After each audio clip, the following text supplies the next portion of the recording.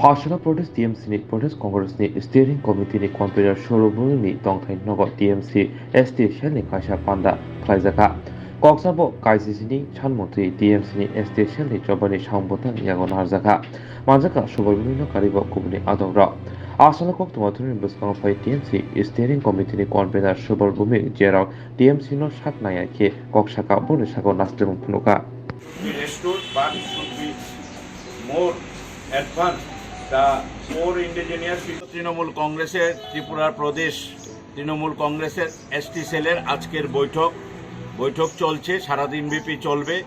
এই বৈঠকে আলোচনাক্রমে সিদ্ধান্ত হয়েছে 17 দফা দাবি নিয়ে আমরা এই এসটি সেলের পক্ষ থেকে আমাদের আন্দোলন সূচি আজকে আমরা ঘোষণা করব এবং এই আন্দোলনের 17 দফা দাবির মধ্যে এই পাহাড়ে প্রত্যন্ত অঞ্চলে বিশেষ করে এডিসি এরিয়াতে সমস্ত রাজ্য সরকারের সুযোগ সুবিধা থেকে যেমন বঞ্চিত হচ্ছে, কেন্দ্রীয় সরকারের প্রকল্পগুলো ওখানে কার্যকরী হচ্ছে না, একটা অর্থনৈতিক সংকট, খাদ্যের সংকট, এখানে বিশুদ্ধ পানীয় জলের সংকট, যোগাযোগ ব্যবস্থা সম্পূর্ণ ভেঙে পড়েছে।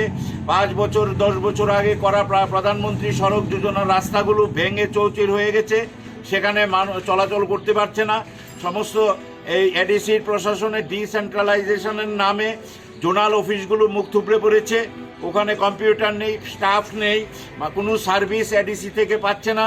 রাজ্য সরকার, এডিসি, কেন্দ্রীয় সরকারের সব প্রকল্প বন্ধ হয়ে আছে, এডিসির মধ্যে একটা হাহাকার চলছে। আমরা এই সব বিভিন্ন বিষয় নিয়ে স্বাস্থ্য, শিক্ষা, যোগাযোগ ব্যবস্থা, সাধারণ প্রশাসন এবং যেখানে বিগত বামফ্রন্ট সরকারের আমলে এই জনজাতিদের যে পাট্টা দেওয়া হয়েছিল সেই পাট্টার জায়গাও এখনও এই জনজাতিরা বুঝে পায়নি।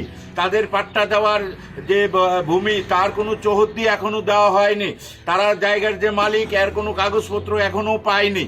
এই রকম একটা পরিস্থিতির মধ্যে পাহাড়ে চলছে, প্রতিনিয়ত একটা অর্থনৈতিক সংকট পাহাড়ে মাথাচাড়া দিয়ে উঠছে। এখানে গ্রাম পাহাড়ের অর্থনীতি একেবারে সম্পূর্ণ ভেঙে মুখ থুবড়ে পড়েছে। আমরা আমাদের তৃণমূল কংগ্রেস এসটি সেল আজকে সিদ্ধান্ত নিয়েছে আগামী কিছুদিনের মধ্যে আজকে একটা ডেট করে এখান থেকে আমাদের আজকে বিকেল অবধি মিটিং চলবে। মিটিংয়ের পরে সেখানে আপনাদের জানিয়ে দেওয়া হবে কোন ডেটে আমরা সারা রাজ্যে কি আন্দোলনসূচি নেওয়া হয়েছে। আজকে যে 17 দফা দাবি রাখা হয়েছে সেই 17 দফা দাবি অত্যন্ত প্রয়োজনীয় দাবি এবং রাজ্যের জনজাতিদের স্বার্থে এই 17 দফা দাবি নিয়ে আমরা আগামী দিনে বৃহত্তর আন্দোলনের দিকে যাচ্ছি। আমাদের চলছে পরিক্রমা কাজ চলছে, খুব সারা রাজ্যে সাংগঠনিক কাজ চলছে। আমাদের যেহেতু হেডকোয়ার্টার কলকাতা, আমাদের প্রতিনিয়তই যেতে হয় সমস্ত সাংগঠনিক কাজে, কারণ অনেকে এই রাজ্যে একটা ভুল মেসেজ দেওয়ার চেষ্টা করছে যে তৃণমূল সিরিয়াস নয়। এখন রাজনৈতিক দল হিসাবে তৃণমূল হচ্ছে সবচেয়ে সিরিয়াস পার্টি। আমরা সেই দিন সেই সিপিএমের জমানা আর ফিরিয়ে আনতে চাই না।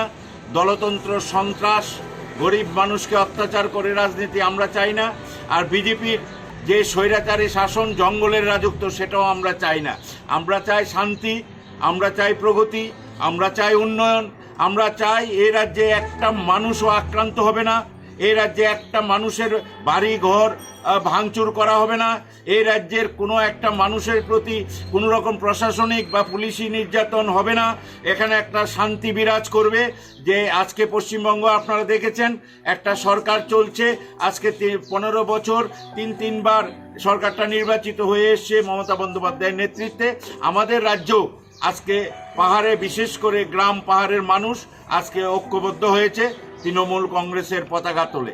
কারণ আমরা আমাদের দুর্ভাগ্য, গত 4 বছরে যে শাসন দেখেছি, প্রত্যেকটা মন্ত্রী, বিধায়ক এবং এমনকি যে সম্মানীয় পদ এই স্পিকার, ওনাকে নিয়েও বিভ্রান্তিকর বক্তব্য।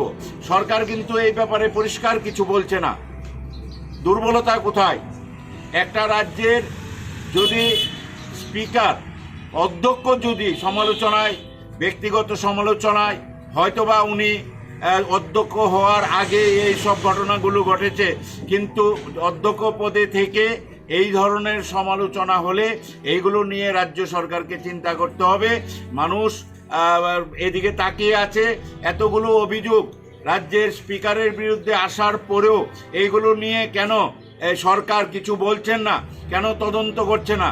আমরা মনে করি এইগুলো সমস্ত দেখে তদন্ত করে প্রয়োজনীয় ব্যবস্থা রাজ্য সরকারকে নেওয়া উচিত।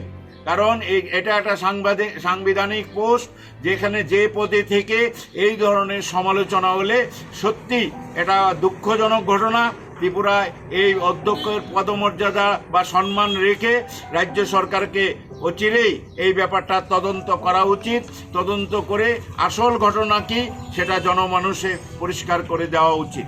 সুবলবাবু, আমরা দেখছেন তৃণমূল কংগ্রেসের পক্ষ থেকে, তাছাড়াও আপনাকে দেখা গেছে পাহাড়ে ঘুরে বেড়াতে, ঠিক কেমনটা সাড়া পাচ্ছেন জনজাতিদের থেকে?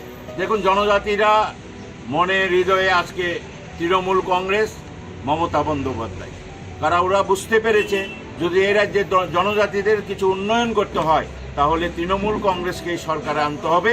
এটা এই রাজ্যের জনজাতিরা পরিষ্কার বুঝতে পেরেছে এবং সেটাই হবে এবং সেই দিকে এগুচ্ছে।